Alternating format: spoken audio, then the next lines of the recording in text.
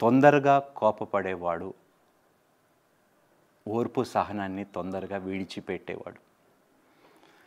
నా జీవితంలో నేను నేర్చుకుంది ఏమిటంటే ఒకానొకప్పుడు సినిమా రంగంలో నేను పనిచేస్తున్నప్పుడు కోపిష్టిగా ఉండేవాడిని.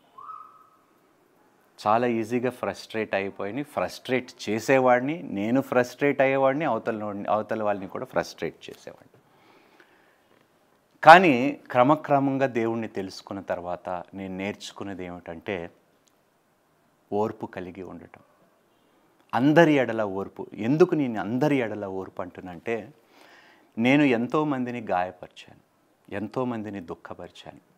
వారి దగ్గరికి వెళ్ళి నేను సారీ చెప్పి వాళ్ళు ఒక మిస్అండర్స్టాండింగ్స్ నేను దూరం చేయాలంటే కాస్త ఓపిక ఉండాలి కదా, కాస్త ఓర్చుకోవాలి కదా. వాళ్ళ దగ్గరికి వెళ్ళినప్పుడు వెంటనే అబ్బా వచ్చావు, థ్యాంక్ యూ చెప్పావు, సారీ చెప్పావు అని వెంటనే కౌగిలించుకోరు కదా.